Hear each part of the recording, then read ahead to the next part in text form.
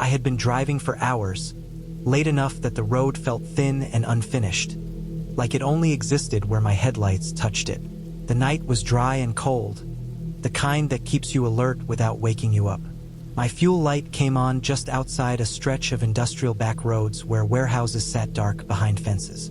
I knew there was a gas station ahead, one I had used before during the day, so I stayed on the road instead of turning toward the highway.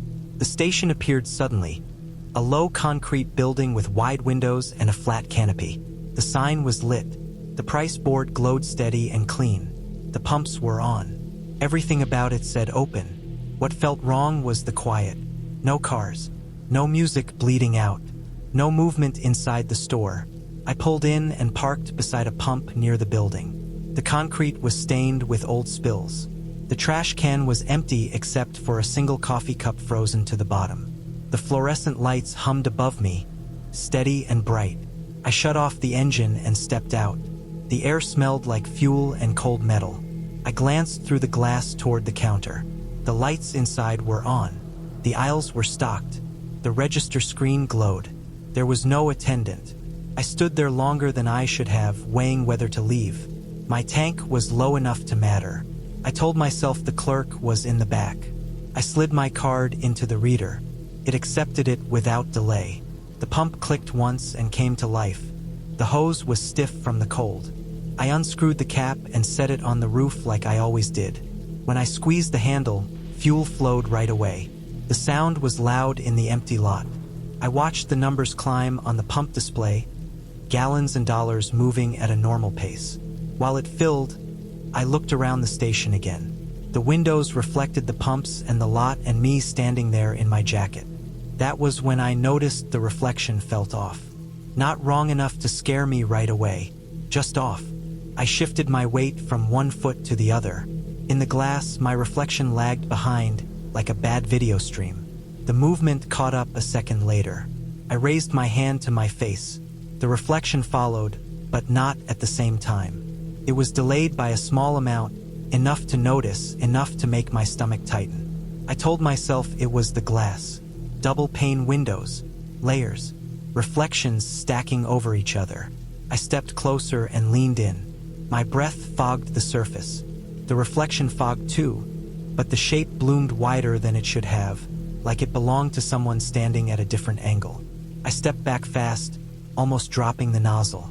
The reflection snapped into place, lining up again. I stood still and watched it, stayed still too. The pump clicked off.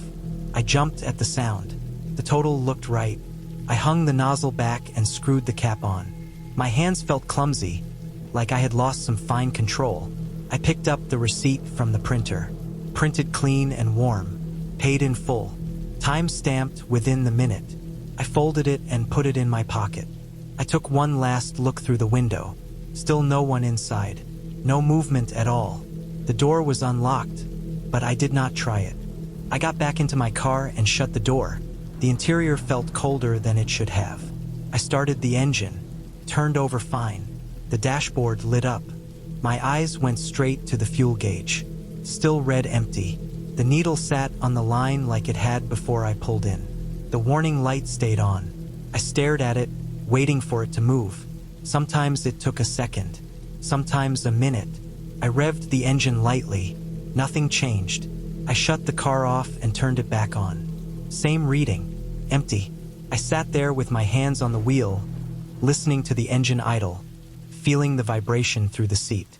I pulled the receipt back out and read it under the dome light. The pump number matched. The gallons made sense. The total matched what I expected for a nearly empty tank. I got out again and walked back to the pump. I lifted the nozzle and tried the handle. Nothing came out. The display stayed dark. The pump was finished. I checked the ground for leaks. Nothing. I put my ear near the tank and listened, feeling ridiculous, but I could hear liquid shifting when I rocked the car slightly. There was fuel in there. I got back in and pulled away from the pump.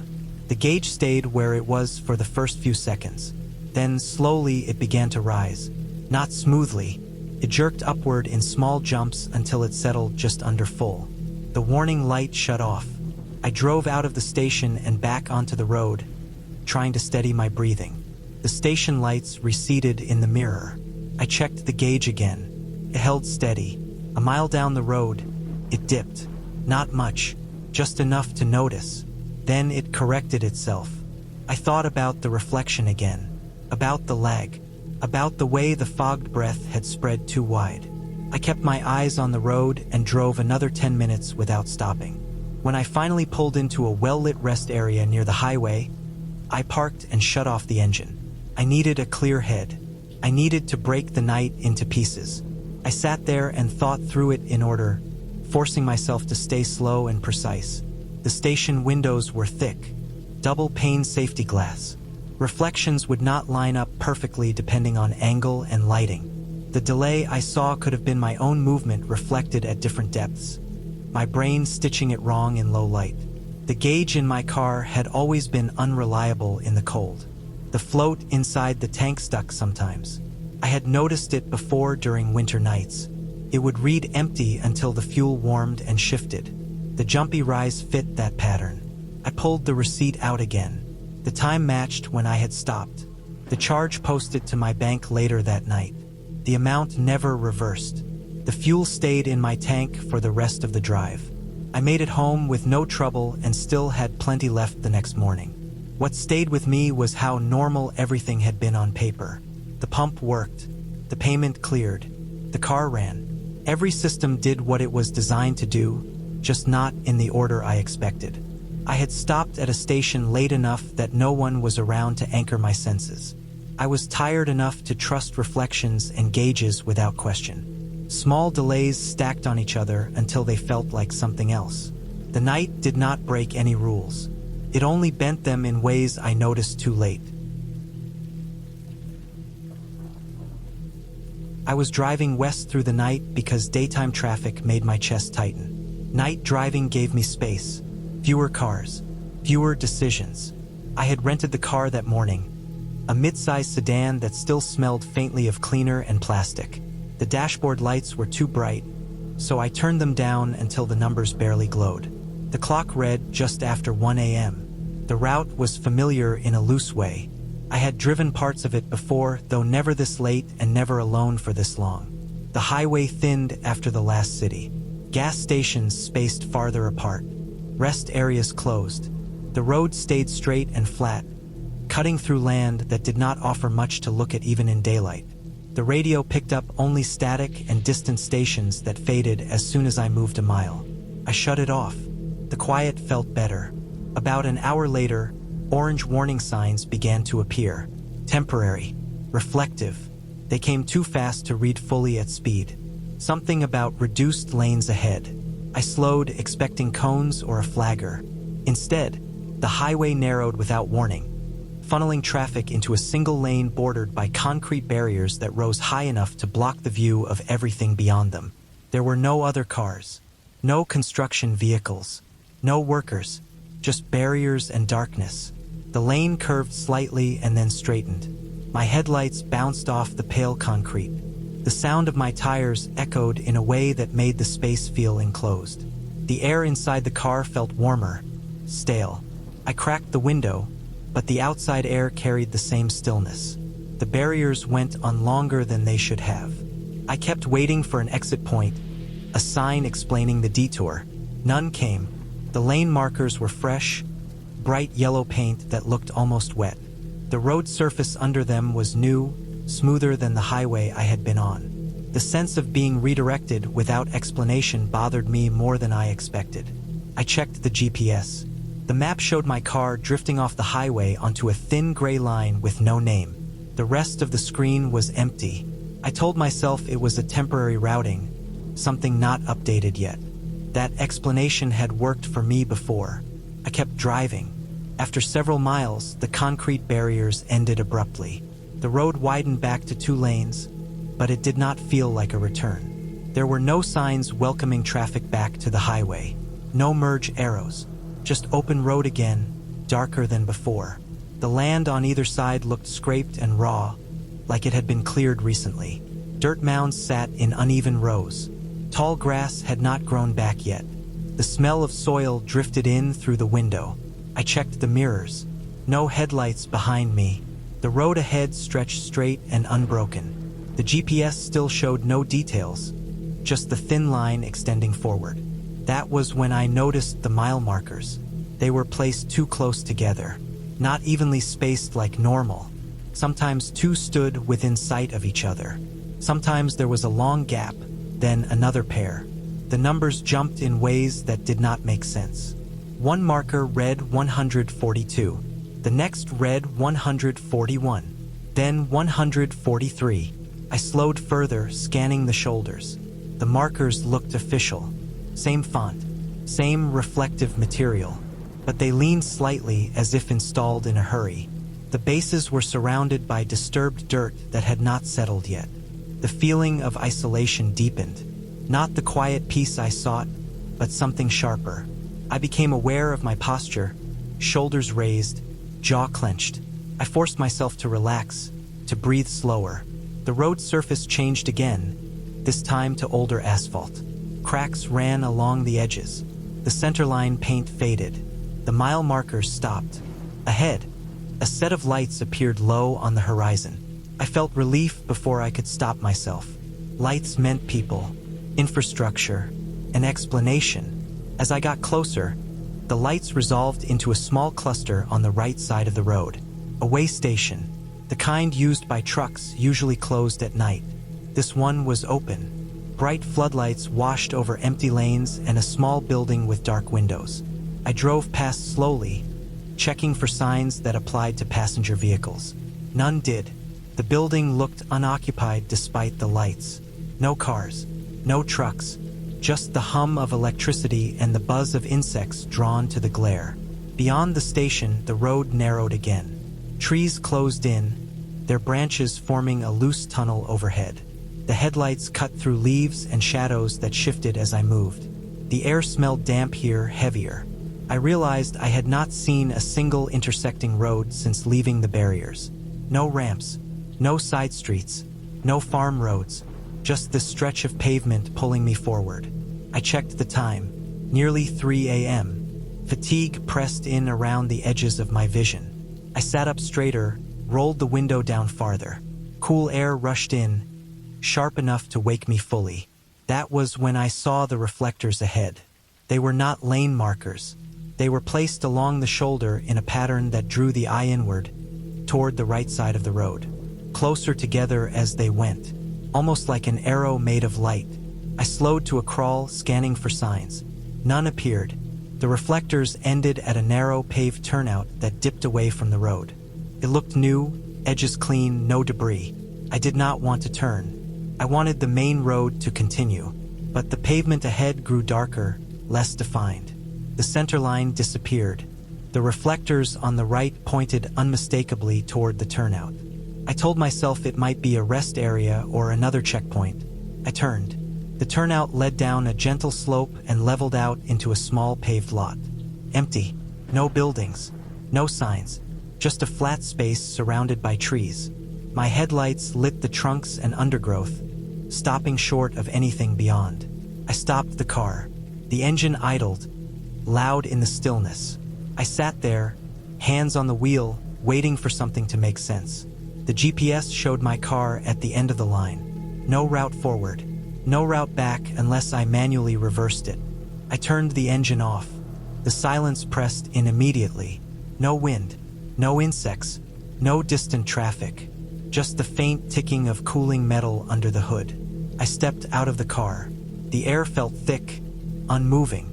The ground under my feet was clean pavement, free of tire marks except my own. I walked a few steps toward the trees. The beam of my phone flashlight cut through branches and stopped at a chain-link fence set back farther than I expected. The fence ran left and right, enclosing the area. Beyond it, the land dropped away sharply into darkness. A controlled access area, the kind built to block entry, not guide it. I followed the fence to the left until I found a gate. It was locked. A small sign hung crookedly from the wire, weathered but readable in my light. It warned of restricted access due to environmental remediation. The pieces came together then. I had been routed onto a temporary access road, built to service cleanup operations for contaminated land. The way station was likely used to monitor heavy equipment. The reflectors guided authorized vehicles at night. The lack of signage was intentional, meant to keep the public out. The GPS, lacking context, had followed the most direct available path. I had missed the turn that would have kept me on the main highway. The system corrected me in the most literal way possible. I returned to the car and restarted the engine. The sound felt grounding. I backed out slowly and returned to the main stretch. The reflectors guided me back, this time making sense. After several miles, the road reconnected with a marked highway. Signs appeared. Exit numbers returned. The GPS filled in with familiar details. I pulled over at the next rest area and sat there until the sky began to lighten. Later, in daylight, the experience felt smaller, contained by explanation. But the memory of driving through a space not meant to be seen, of following guidance without understanding its purpose, stayed with me. At night, when systems fail to explain themselves, even ordinary infrastructure can feel like something watching, something deciding where you are allowed to go. I left the office just after 11:30 p.m., the fluorescent lights still buzzing faintly in the empty parking lot. My day had run long, longer than usual, and the weight of it followed me as I unlocked the car and slid into the driver's seat. I kept the radio off. The hum of the engine, the faint hiss of tires on asphalt, and the distant sound of wind through power lines were enough to occupy the senses. The streets were almost entirely empty, the occasional streetlight casting pools of yellow across the wet pavement from the evening drizzle. I had been home late enough that the city already felt like a ghost town, the air cooler than I expected and sharp against the skin. I headed toward the highway, taking the familiar route that cut through industrial neighborhoods before opening into stretches of farmland and then residential areas. First, everything felt ordinary. The lines on the road reflected under my headlights. Street signs passed predictably. I noted the uneven rhythm of the pavement, the way a small patch of gravel rattled the car's suspension. There was a rhythm to the drive, comforting in its predictability. Then, about 20 minutes in, I noticed a car in the distance behind me.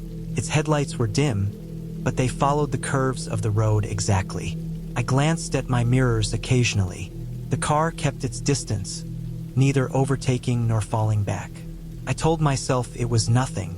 Late at night, cars follow the same roads. Still, the feeling of being watched, measured, never left. The highway had been closed for construction in stretches, which forced traffic onto this narrow state road. It made sense that anyone driving late might find the same path. The road curved through patches of woods and open fields. In the darkness, the trees pressed closer, the shadows stretching long into the lanes. There were no houses for miles, just the faint outline of barns and silos, some leaning slightly, their metal roofs glinting under the headlights. After about half an hour, the car behind me stayed unusually steady, keeping pace regardless of my speed changes. I slowed for a sharp bend. It slowed. I sped up. It sped up. I shook off the rising tension, focusing on the road. I noticed the fog starting to roll in, low and thin at first, but thick enough to blur the outlines of fields and trees. It smelled faintly of damp soil and leaves. The road became slick in places, puddles reflecting the car's headlights like black mirrors. I tapped the brakes lightly over the first few patches to gauge traction, feeling the car respond obediently. I considered stopping at a gas station a few miles ahead, but the fuel gauge read above a quarter tank, enough to reach home. The station was lit with harsh fluorescent bulbs and offered the promise of safety in the darkness, but something about the late hour and my impatience made me keep moving. The headlights of the car behind me disappeared briefly as I passed a stand of trees, then reappeared once I was on the open stretch. I tried to ignore it. The steady, unwavering presence felt deliberate. The road dipped into a shallow valley, bordered by thin guardrails and overgrown brush.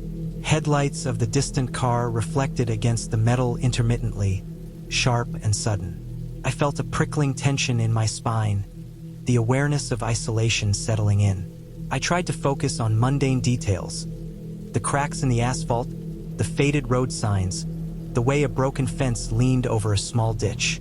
The rhythm of my breathing and the faint squeak of the seatbelt were the only constants. Then I saw something on the shoulder. At first, it looked like a shadow cast by the trees, a dark blur that flickered with movement. I slowed slightly, tension rising. A deer darted across the road, too quick for me to see details. I braked smoothly, felt the tires grip the wet pavement, and passed the spot. My mirrors showed nothing, just darkness and the reflection of my own headlights. The fog thickened, and I noticed my visibility shrinking to a few dozen feet. The headlights of the car behind me glowed through it, steady and unblinking. Every time the road straightened, I tried to catch glimpses of it more clearly, but its distance never changed. I estimated it to be a few hundred feet back, but the perception was deceptive, unsettling. The rhythm of my drive felt suddenly fragile, as if one misstep could bring disaster. I passed the turnoff to a small roadside diner that should have been open, its neon sign flickering weakly. I did not stop. Its dim glow seemed faintly hostile, a reminder of human presence in contrast to the vast isolation around me. Beyond the diner, the road became narrower, shoulders falling away into ditches, trees pressing in closer. Patches of mud and debris from a recent storm made careful driving essential. My hands gripped the wheel tightly, knuckles pale under the dim interior light. The car behind me remained. I counted the beats of its headlights against the road markers, each pulse unnervingly precise. I felt my pulse accelerate in time with them, an involuntary acknowledgement of being observed. My mind replayed every detail of the day. The long hours, the fatigue, the drive home. I wondered if exhaustion was making me overreact. Still, the human instinct for caution was sharp, primal. A stretch of road led through open farmland, black shapes of barns and fences standing against the fog. I slowed for a turn into a familiar curve, just as a large branch had fallen across the lane in a recent storm. I swerved slightly to avoid it, heart racing. The car behind me did the same, smoothly, almost eerily. I swallowed hard. The details of the drive, the irregular patches of asphalt, the slick surfaces, the low-hanging branches, had become a minefield of small dangers amplified by the tension of being followed. Finally, after what felt like endless miles, the road began to widen. Streetlights reappeared. Houses became visible on either side, their windows dark, the occasional porch light flickering. I recognized the familiar turns, the intersections I had passed countless times during the day. I exhaled slowly, noticing my grip on the wheel loosen. The distant car had remained behind for the entire journey, but as I approached the first traffic light near the residential stretch, it turned onto another road. Its headlights faded, and the tension that had coiled in my chest for the past hour eased. I drove the last 5 minutes without incident. My neighborhood appeared quiet, well lit, with the sound of distant traffic a soft murmur. I turned into my driveway, the engine still humming, and parked the car. The streetlights reflected off the wet pavement, casting long, familiar shadows. I sat for a moment, hands resting on the wheel, taking in the normalcy of my surroundings. The sense of unease from the drive lingered only briefly before reality settled fully. The door of the house closed behind me with a final, solid click. I checked the locks, the windows, the lights. Everything was as it should be. The drive had been tense, unnerving, but grounded in reality. The fatigue, the fog, the isolation, the occasional vehicle on the road. Nothing supernatural had occurred. Nothing inexplicable. Only the natural human instinct to be cautious, sharpened by darkness and solitude, had made the journey feel longer, heavier. I went to bed that night with the relief of arriving home intact, the details of the drive vivid but fading into memory as dawn approached. December 2017, a few minutes before 11, the kind of cold that feels clean and sharp, the kind that keeps the roads quiet. I had just clocked out of a late shift at a small office park tucked behind a strip mall in suburban New Jersey. The parking lot lights were harsh and white, reflecting off thin patches of frost on windshields. My car took longer than usual to warm up. The vents smelled like dust and old leaves. A coworker lingered near the entrance, jacket zipped high, shoulders tight. He lived in the same general direction as me. I had offered rides before. Felt normal. He nodded once and followed me to the car. No rush, no hesitation. He sat in the passenger seat, buckled in, hands folded low.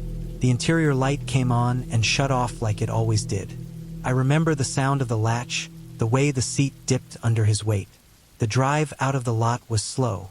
Security patrol passed once, tires hissing over asphalt. The radio stayed off. I preferred quiet at that hour. He barely moved. His face stayed turned toward the windshield. The dashboard clock ticked over to 10:55 p.m. as we merged onto a local road lined with bare trees and low fences. He gave directions early, pointing with 2 fingers when a turn came up. He wanted a neighborhood route instead of the main road. I knew the area well enough.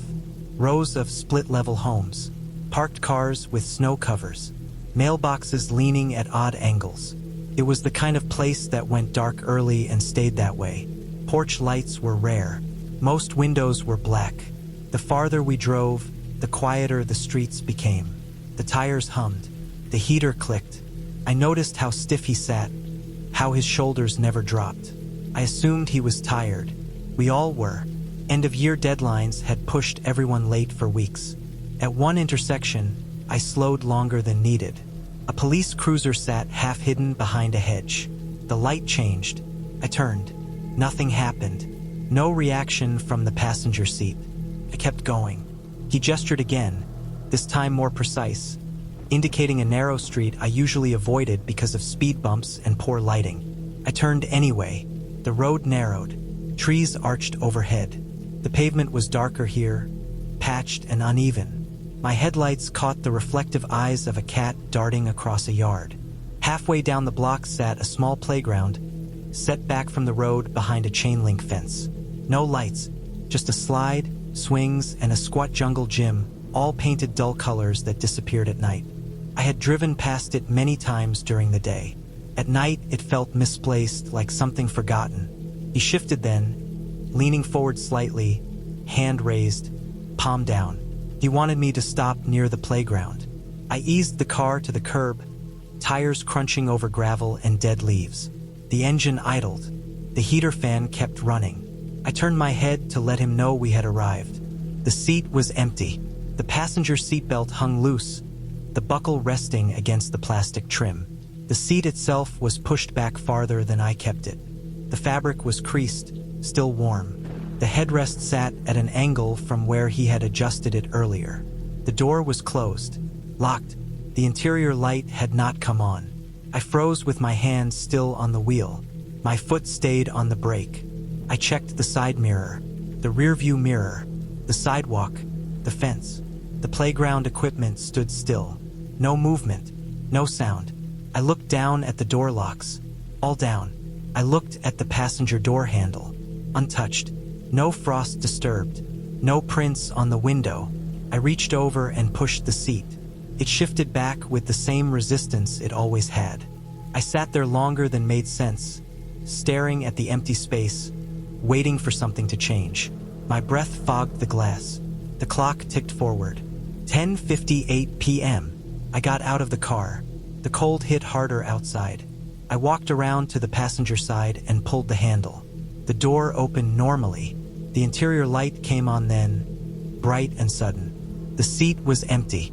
The floor mat was clean. No scuff marks, no leaves. The fence gate to the playground was chained shut. I checked the back seat, even though I knew he hadn't been there. Empty. I checked the trunk. Locked. I stood on the sidewalk and scanned the yards. Houses sat dark and still. No footsteps. No voices. No doors opening. I went back to the driver's seat and sat with the door open, trying to slow my breathing. I replayed the drive in order. The parking lot, the seat dipping, the latch sound, the directions, the gesture toward the playground. Each memory felt solid. None of it felt dreamlike. I drove home shaken, checking the passenger seat every few seconds, expecting him to be there again or not be there in a different way. Neither happened. My driveway looked normal.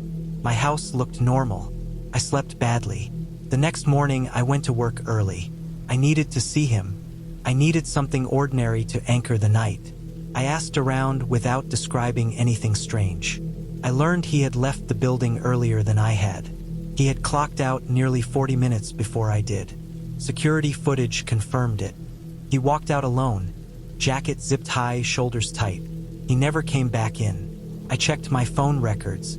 No calls, no messages, nothing that explained the overlap in my head. That afternoon, I went back to the car. I inspected the passenger door closely. The latch had been sticking for months. Sometimes the door would not register as open unless pulled hard. The interior light did not always trigger. I remembered slamming it earlier that week. I remembered meaning to get it fixed. I also remembered stopping at a long red light 2 blocks before the playground, distracted by the police cruiser and the radio crackle from another car passing. I remembered the car idling unevenly. I remembered leaning forward to adjust the heat.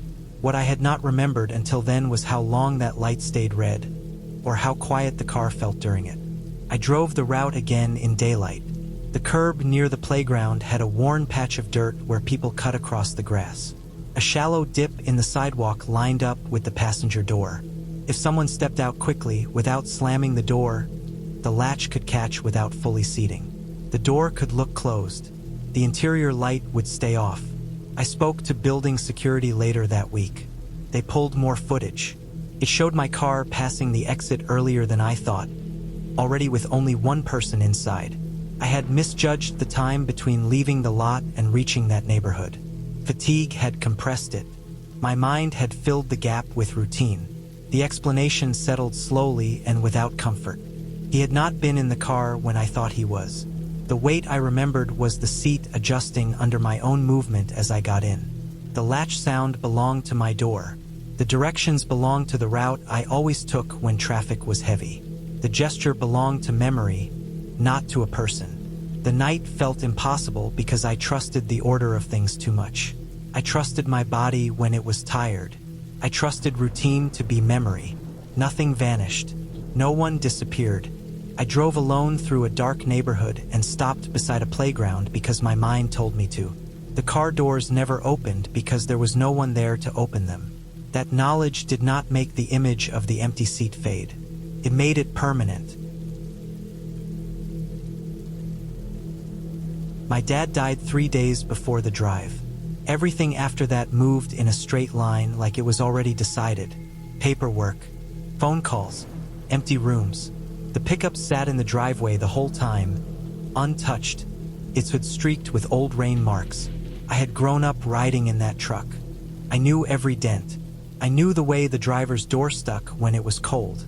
Selling it felt easier than keeping it. Keeping it felt like letting something rot in place. I left close to midnight because I did not want traffic and I did not want conversation. My uncle lived a few hours away. He had a buyer lined up. I told myself the drive would be quiet. I told myself quiet would help. The truck smelled the same as it always had. Oil. Cigarette smoke soaked into fabric that had stopped holding shape years ago. The bench seat sagged toward the center. The steering wheel was worn smooth where my dad's hands had rested. I adjusted the seat and mirrors without thinking, muscle memory taking over. The radio did not work. It never had, not really. The display lit up, but there was only static and then nothing. I left it off. The engine started on the second turn, rough and loud before settling into a steady idle. The vibration traveled up through the floor and into my legs. I pulled onto the road and headed out of town. Streetlights thinned. Houses disappeared. The dark pressed in fast. October air cool and dry. My headlights carved a narrow path through it. The windshield had faint scratches that caught light at certain angles. I focused on the road, the center line sliding under the hood. About 20 minutes in, I heard the clicking. It was faint and irregular, like metal tapping metal somewhere behind the dash. Not rhythmic, not loud enough to pinpoint, just present enough to notice. I told myself it was something loose. The truck was old. Things rattled. Things shifted when temperature changed. The sound came again, 2 quick taps, then nothing. I listened for it without meaning to. The cab felt louder without the radio. Every vibration stood out. The hum of the tires, the wind around the mirrors, my breathing. I reached over and adjusted the heater, turning it down. Warm air had been blowing at my legs, carrying the smell of dust. The clicking came again, closer this time, sharper. I glanced at the dashboard, the glove compartment, the vents. Everything looked the same. The road curved and dipped. Trees closed in on both sides, bare branches reaching toward the pavement. I felt a pressure in my chest that had nothing to do with speed. I rolled my shoulders, tried to loosen them. I checked the rearview mirror. Nothing was there, just darkness and the faint reflection of my own eyes. Still, the act of looking made my skin prickle. The cab felt smaller, like the air had thickened. I adjusted the mirror again, then left it alone. The clicking continued at random intervals. Sometimes it sounded like it came from the dash, sometimes from behind the seat. Once it sounded like it came from the passenger door. Each time, it stopped before I could focus on it. I told myself it was thermal expansion, old metal cooling as the night deepened. That explanation fit. It made sense. I repeated it in my head. The road stayed empty. No oncoming headlights, no taillights ahead, just my truck and the dark. The sense of being alone should have been calming. Instead, it made everything feel exposed. I became aware of the air again, felt stale, heavy in my lungs. I took a deeper breath and felt resistance, like the cab was already full. I cracked the window, letting cold air rush in. The smell of leaves and dirt replaced the old smoke for a moment. The clicking stopped. I let out a breath I did not know I had been holding. The road straightened. I settled into a steady speed. My eyes tracked the center line, the reflective paint flashing back at me. After a few miles, the clicking returned. This time it came in a slow pattern, 3 taps spaced evenly apart. It reminded me of something I could not place. The sound made my jaw tighten. I checked the mirrors again. The feeling returned, stronger now. Not fear of someone being there, but a sense of crowding, like my personal space had collapsed inward. I shifted in the seat. The bench creaked. The smell of oil grew stronger as the heater cycled. I thought about my dad's hands on the wheel, his habit of tapping his fingers when he drove. The thought came uninvited and stayed. The clicking stopped when I thought that. My heart rate spiked. I forced myself to focus on the road again. I told myself grief does strange things. Lack of sleep does strange things.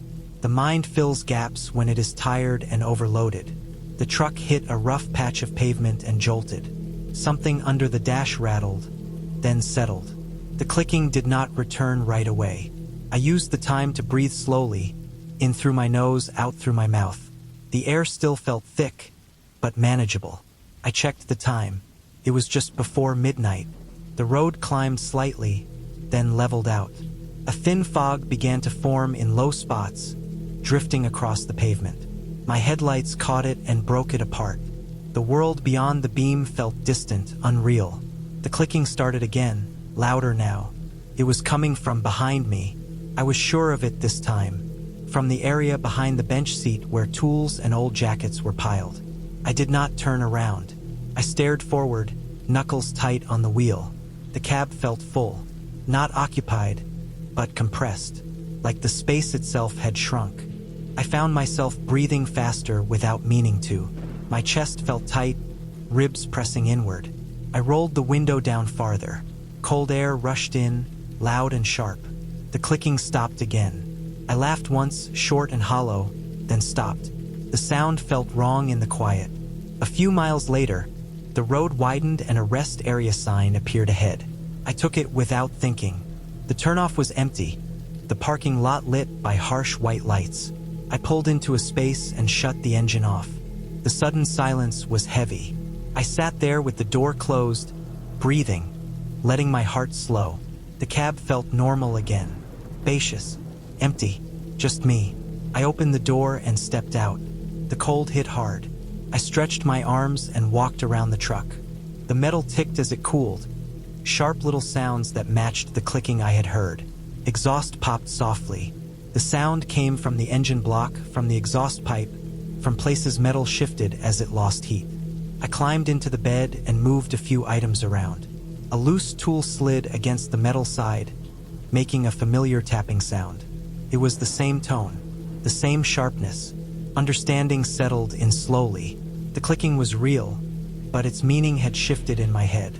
Every sound had been filtered through loss, through exhaustion, through the weight of driving something that still carried my dad's presence in every worn surface.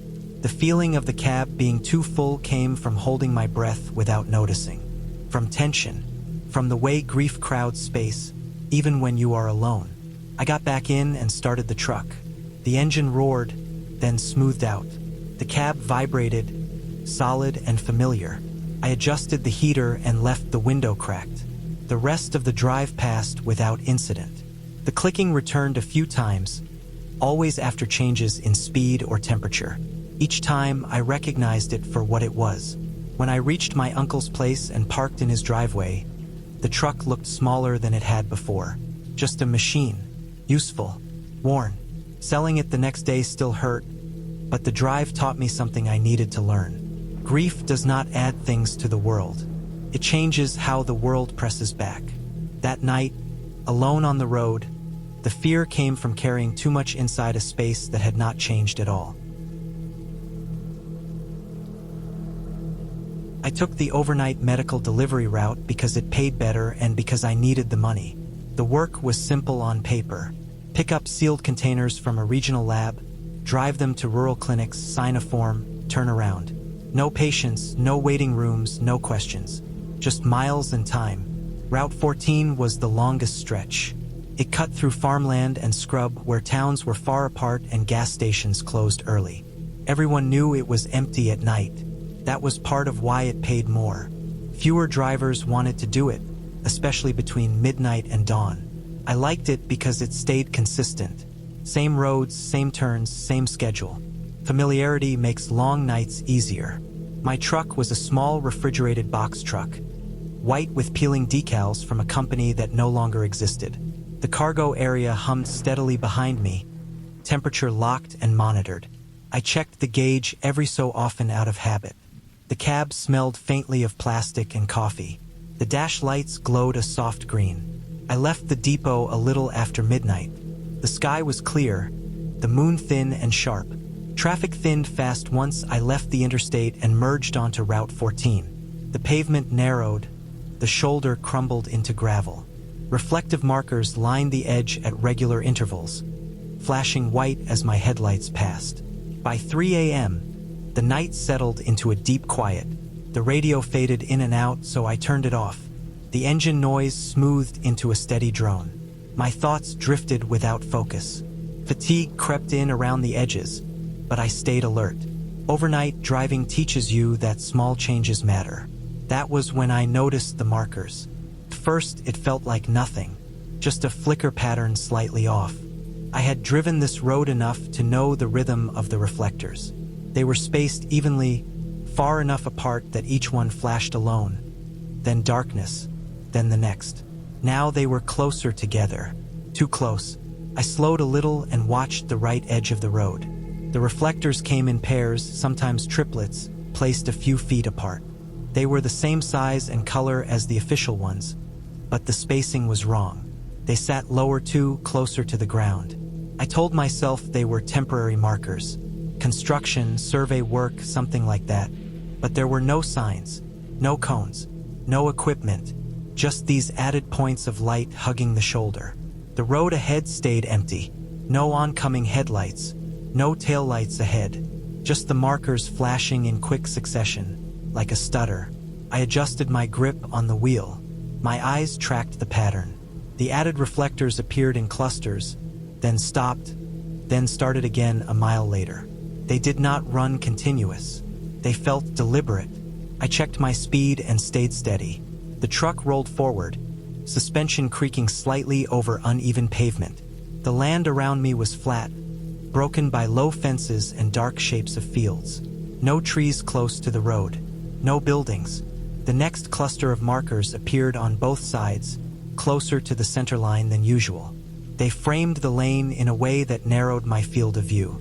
My headlights bounced off them sharply, filling the cab with quick flashes. Then my tires hit something. It happened fast. A dull thump under the front axle, followed by a softer drag sound. The truck rocked slightly, then leveled out. There was no impact noise like metal or bone. No crunch, just resistance, brief and yielding. My foot lifted off the gas without thought. I felt the wheel for pull or vibration. The truck stayed straight. No warning lights came on. The engine note stayed the same. I did not stop. Stopping on that road at that hour went against every rule I followed. No shoulder space, no light, no cell service. If it was debris, I would deal with it later. If it was an animal, there was nothing I could do in the dark. I kept driving, heart rate elevated, senses sharp. I watched the mirrors for movement. Nothing followed. The road stayed empty. A mile later, the added reflectors stopped. The spacing returned to normal. The road widened slightly. The tension in my shoulders eased but did not fade. I finished the delivery without incident and started the return trip just before dawn. The sky lightened from black to deep blue. Birds appeared on fence lines. The world returned piece by piece. When I reached the depot, the sun was up enough to cast long shadows. I parked in my usual spot and shut the engine off. The sudden quiet felt loud. As part of routine, I walked around the truck to check for damage. Tires looked fine. No leaks, no dents. Then I crouched near the front wheel well on the passenger side. That was where I saw the hair. It was tangled in the suspension, wrapped around a bracket and caught along the edge of the wheel well liner. Thick strands clumped together, matted with dust and road grime. The color was wrong for most animals I knew from the area. Not deer, not coyote, not dog. It was coarse, longer, with a mix of pale and dark fibers. I reached out and pulled gently. It resisted, stretched, then came free in my hand. Felt stiff and dry. There was no blood, no tissue, just hair. I checked the other side. More of the same, less of it. The pattern suggested whatever I hit had passed under the truck at an angle, contacting both sides briefly. I stood there for a long time, holding the hair, trying to place it. I had grown up rural. I knew livestock, wildlife, roadkill. This did not match what I expected. It was too thick for deer, too long for coyote, too coarse for dog. I bagged it and brought it inside. Later that day, after sleep, I did some research. I pulled up images of animal hair under magnification. I compared texture and length. The closest match was cattle hair, specifically from older breeds with mixed coats. That did not make sense at first. There were no cattle crossings on that stretch, no open range signs. But then I looked deeper.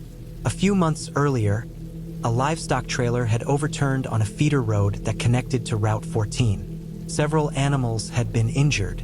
Some were euthanized on site. Cleanup reports mentioned carcass removal but not details. I drove Route 14 again in daylight a few days later, paying attention to the shoulders. Near where I remembered the markers, I found fresh reflector stakes pushed into the ground, not official installations. They were placed near a shallow ditch that led away from the road toward private land. I followed the ditch on foot. A short distance away, the ground dipped into a rough clearing. The soil was dark and disturbed. There were signs of heavy equipment tracks. No remains, just a faint smell that lingered despite time. The reflectors made sense then. Someone had marked the area temporarily, likely to guide trucks or workers at night during cleanup. They had not removed all of them. Over time, some stayed.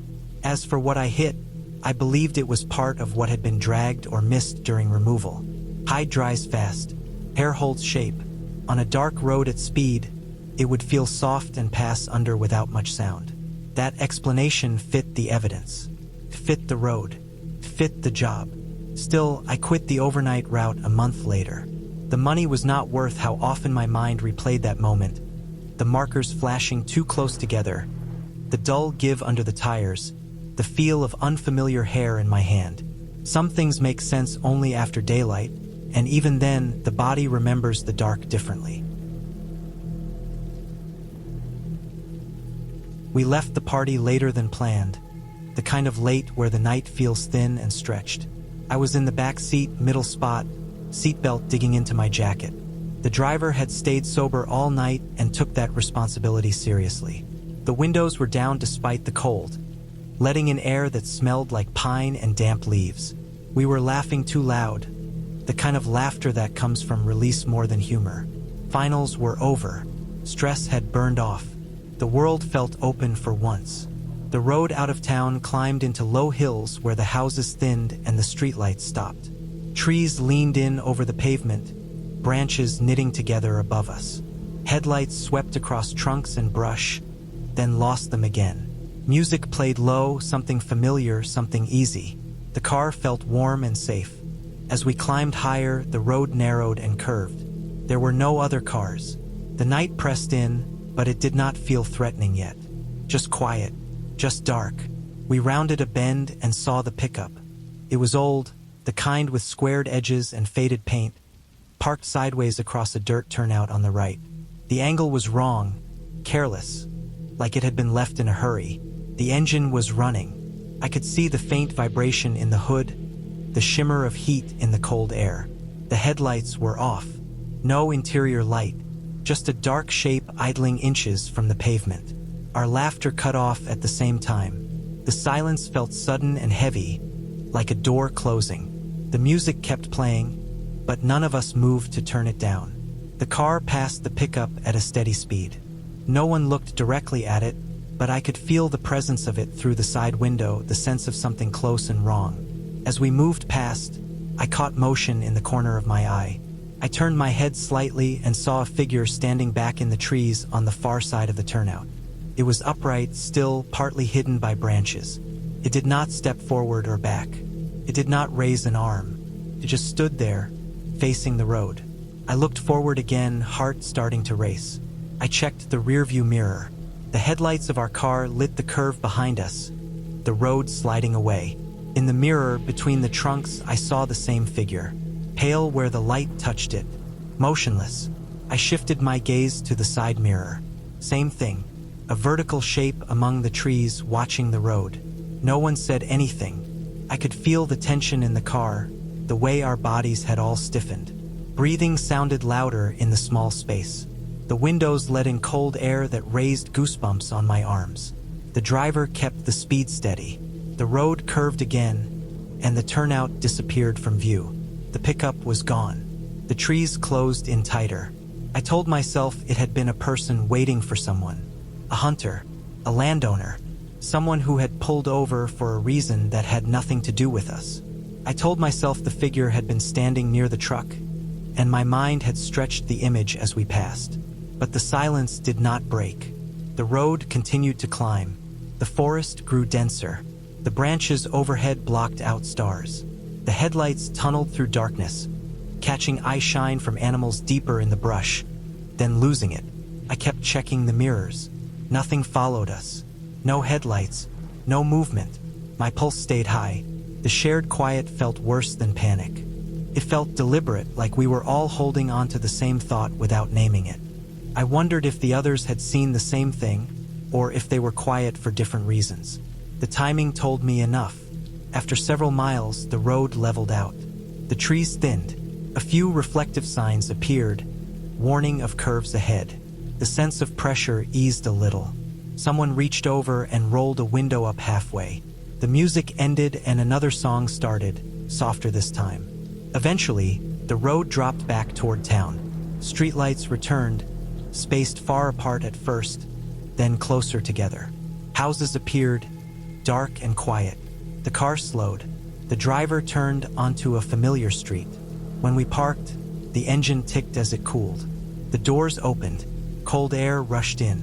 We stood there for a moment, stretching, adjusting jackets. Still no one spoke about the road.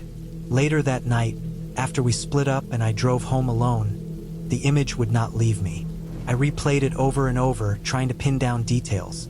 The height of the figure, the way it stood too straight to be leaning, the lack of movement, the way all three mirrors had shown the same thing at once. Sleep did not come easily. A few days later, curiosity got the better of me. I drove back up into the hills in daylight. The road looked smaller without the dark. The trees were ordinary, their branches bare. Sunlight filtered through, lighting the forest floor. I found the turnout. The dirt was rutted and uneven, wide enough for a vehicle to pull off. There were old tire marks pressed into the ground, some fresh, some faded. The spot where the pickup had been parked was clear. I stood there for a while, listening. Birds moved through the trees. Wind stirred leaves.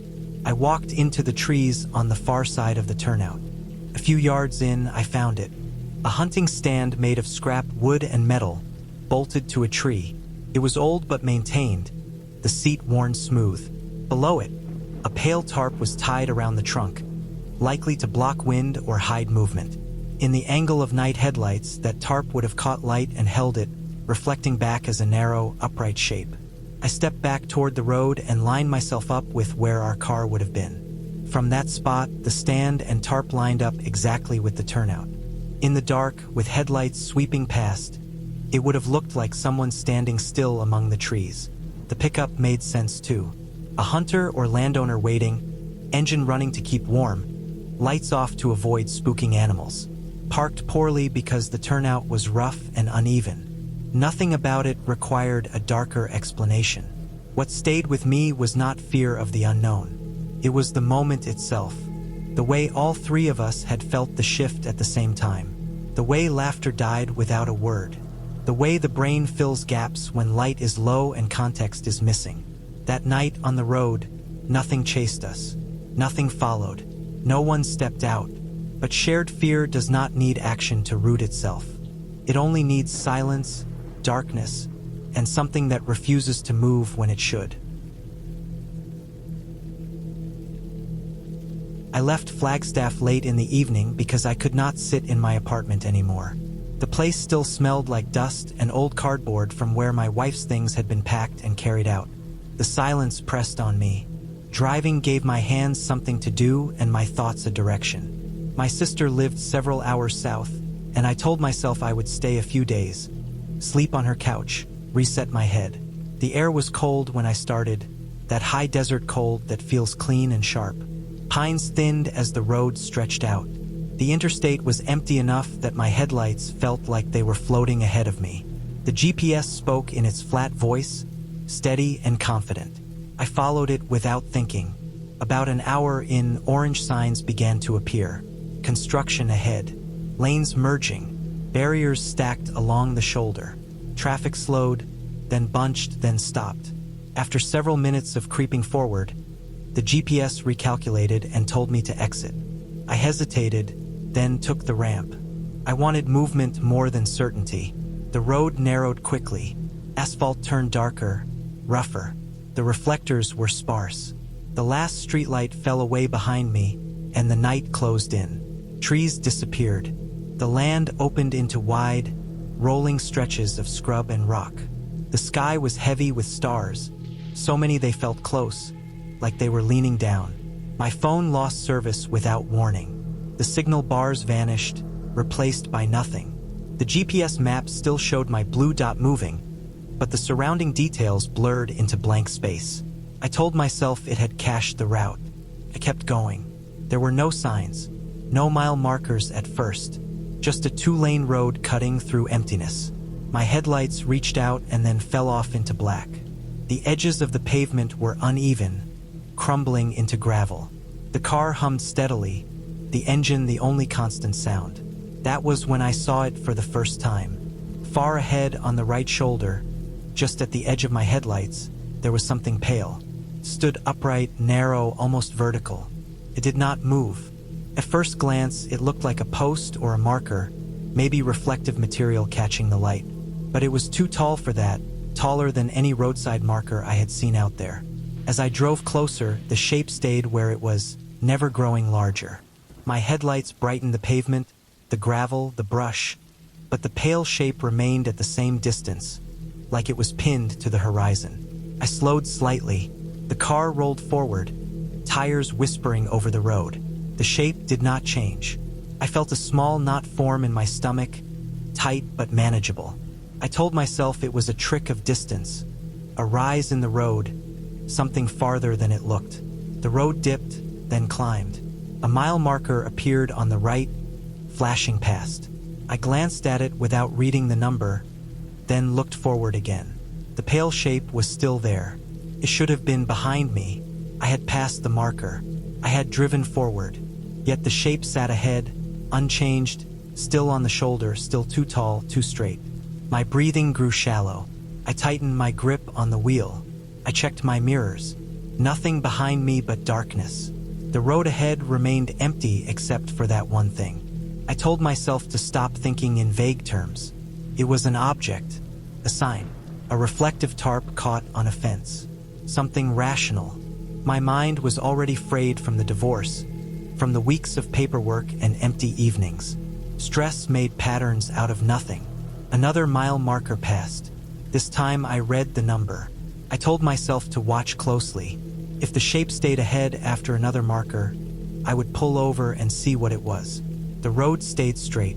The stars stayed fixed. The pale shape stayed ahead. When the next marker flashed by, my chest tightened hard enough to hurt. The shape did not fall back. It did not loom closer. It remained fixed like a flaw in my vision. I flicked my high beams on. The road flared bright. Brush and rocks jumped into sharp detail. The pale shape did not sharpen. It stayed washed out, almost glowing, edges soft, like light reflecting off something smooth. I turned the high beams off. My pulse hammered in my ears. I felt watched, though I could not say from where.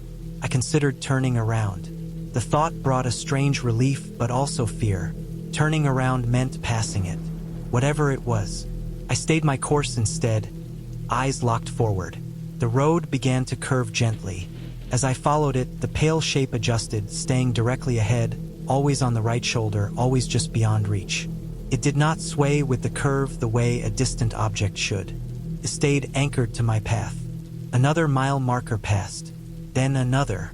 The feeling shifted from fear to a heavy, creeping certainty that something was wrong with the situation itself, not just what I was seeing. My car was moving. Time was passing. Distance was supposed to change. It was not. I felt small inside the car, like the metal shell was thin. I rolled the window down a crack, half expecting sound to flood in. The night air was still, cold, empty. I began to notice other details. The road surface showed faint patches where repairs had been made. The brush on the shoulder was sparse, bent by wind. The pale shape stood among it, yet it did not disturb it. No shadow fell from it onto the ground. My mouth went dry. I swallowed and focused on breathing evenly. After what felt like a long stretch, the road dipped again, steeper this time. My headlights angled down, lighting the pavement immediately in front of me. The pale shape vanished from view as the road fell away. Relief washed over me so fast it made me dizzy. I laughed once, a short, sharp sound that died quickly. I told myself it was gone. It had always been farther away than I thought. As I climbed the next rise, my headlights leveled. The pale shape was there again, in the same place, same distance, same height. My hands began to shake. I slowed until I was driving well under the limit. The engine's pitch dropped. The road stretched out, silent. I reached another mile marker and read it clearly this time. The number matched the previous marker +1. I had moved forward. The shape had not. Understanding came slowly, piece by piece. I thought about the angle of the road, the slight rises and dips, the way headlights can reflect off distant objects in strange ways. I thought about reflective road signs placed far ahead, visible for miles under the right conditions. I focused hard on the shape's position relative to the road. I noticed that it always appeared at the same point where the road vanished into darkness, the exact limit of my headlights. It was never actually on the shoulder. It was aligned with it from my perspective. The realization settled in. The pale shape was not something standing on the road. It was light reflecting off a distant reflective surface that I was never getting closer to because of the terrain and the way my headlights worked. Likely a large, weathered sign or marker placed far beyond the visible stretch, catching light at just the right angle. To test it, I slowed to a crawl. The road ahead shortened. The edge of my headlights crept closer. The pale shape receded, staying at the edge, thinning until it disappeared completely. I stopped the car. The road ahead was empty. No shape, no movement, just darkness and stars. I sat there for several minutes, heart pounding, letting the engine idle. When I began moving again, slowly, the pale shape returned, right at the limit of my headlights. The fear drained out of me, leaving exhaustion behind. I kept driving, no longer watching it closely. Eventually, real signs appeared. Reflective green panels, actual mile markers that passed and stayed past. Cell service returned without warning. The GPS filled back in with roads and names. When I reached a small town and pulled into a lit gas station, my hands were steady again. I stepped out of the car and felt solid ground under my feet. The night felt normal.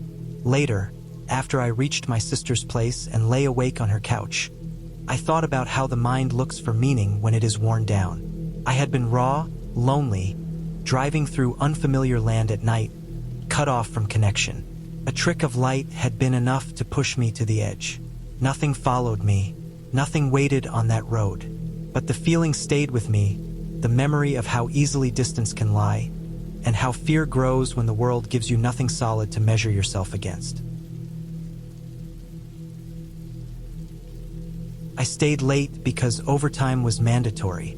The week before Thanksgiving always meant long shifts, forklifts moving nonstop, radios playing the same songs on repeat. By the time I clocked out, my legs felt hollow. The warehouse lights shut off in rows behind me as I walked to my car. The air outside smelled like cold metal and dust. My windshield had a thin film of frost that smeared when I wiped it with my sleeve. The radio was already talking about a pileup on the highway, multiple lanes closed, traffic crawling. I pictured brake lights and idling engines and decided to take the back road. It added time, but it kept me moving. I turned off the main road and followed a route I had driven a dozen times before, though never this late. The pavement narrowed. Streetlights disappeared. My headlights cut two pale lanes through darkness. The land opened into cornfields that had already been harvested. Stubble poked up like broken teeth. Wind moved across it in low waves that caught the light and then vanished. There were no houses for long stretches, just fences, drainage ditches, and the occasional mailbox leaning at an angle. The sky was clear and black, the kind that made distance feel endless. I settled into a steady speed and let my mind drift. The radio faded to static as stations thinned out. I turned it off. The silence made every sound sharper.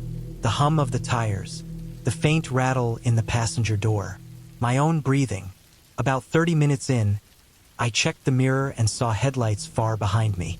They were small, steady points, centered in the lane. At first I thought nothing of it. This road still connected towns. People worked late, but the headlights stayed exactly where they were. Mile after mile, they neither closed the gap nor fell back. I slowed a little, curious. My speed dropped by 5. The headlights dropped too. I eased off more. Same result. I pressed the accelerator, not fast, just enough to test it. The headlights held their distance again. The road was straight enough that I could track them clearly. No sway, no bounce, just there. I told myself the driver was cautious, keeping space on a dark road. That made sense. I focused forward and kept driving. The fields continued, broken only by access roads and the dark shapes of equipment parked near sheds. The wind picked up, pushing at the car. Somewhere to my right, something metallic clanged and then went quiet. I checked the mirror again. Same headlights, same distance. My shoulders tightened without me noticing. I adjusted my grip on the wheel. The road surface changed from smooth to patched, the tires thumping over repairs. My headlights caught reflective markers along the edge, blinking past in a steady rhythm. I tried another test. I tapped the brakes lightly, just enough to flare my brake lights. The headlights behind dimmed in response. Not late, not early, exactly matched. My stomach sank a little. I told myself it was coincidence. I told myself to stop watching. Minutes stretched. The road curved and straightened.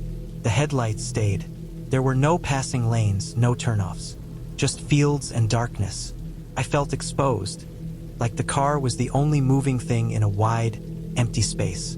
I thought about calling someone, then dismissed it. There was nothing to say. Ahead, I saw the silhouette of an old grain silo, tall and narrow, set back from the road. The driveway was rough, a pale strip of gravel cutting through weeds. I decided to pull off and let the car pass. That would settle it. Either it would go by or it would turn too. Either way, I would know. I signaled and slowed, turning onto the gravel. The tires crunched loudly. I rolled forward a short distance and stopped near the silo, keeping the engine running. The structure loomed beside me, concrete stained dark by years of weather. The wind pressed against it, making a low, uneven sound. I watched the road in the mirror.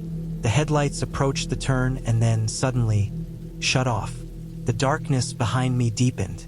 The road vanished into black. For a moment, everything felt still. Then I heard gravel shifting. It was faint at first, like a footstep dragged across stone. I held my breath. The sound came again, closer this time. Not an engine, no rev, just the dry scrape of small rocks moving under weight. My hands started to shake. I told myself it could be the wind. I told myself it could be an animal.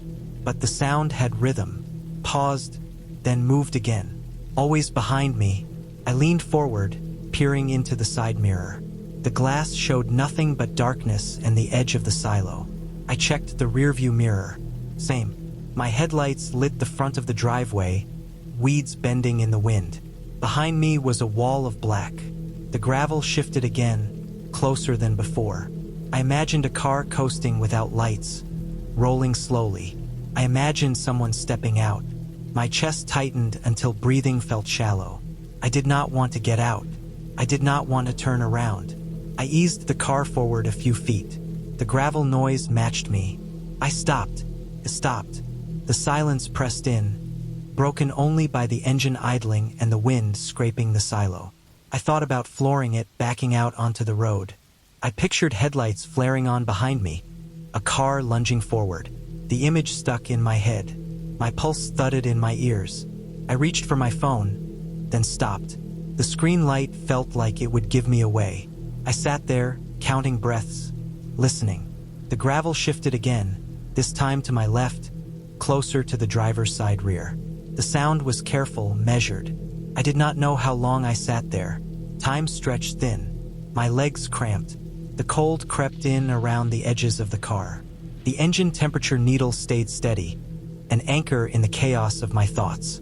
Finally, the gravel noise moved away, slow and deliberate, retreating toward the road. I waited, muscles locked, until I heard nothing but wind. I counted to 100. Then I counted again. I turned the wheel and pulled forward, aiming my headlights toward the road. As the beam swept across the gravel, it caught deep tire tracks that had not been there when I arrived. They were fresh, edges sharp, leading from the road into the driveway and stopping a short distance behind where I had been parked. There were also footprints, heavy boots. The impressions were clear, toes pointed toward my car, then angled away. Understanding settled in with a cold weight. Someone had followed me without lights. They had stopped behind me. They had gotten out. I did not wait. I accelerated back onto the road, tires spinning before catching. I did not look in the mirror again. I drove faster than I should have, the car humming with strain. The fields blurred past. Every shadow felt close. After several miles, I saw lights ahead, a cluster marking the edge of a town. My breathing eased a little. I did not slow until I reached a gas station glowing white against the dark. I pulled in and parked under the brightest light. I got out and walked around the car. There were fresh scuffs in the gravel, dust along the rear bumper, handprints smeared near the trunk. They were real, solid. There was no mistaking them. I stayed there for a long time until my hands stopped shaking. Eventually, I drove the rest of the way home on roads with traffic and streetlights. I did not take the back road again. The highway accident cleared by morning. The radio never mentioned anything else. I did not tell anyone, but every time I drive past harvested fields at night, I check the mirror, and I remember how quiet gravel can be when someone is trying not to be heard.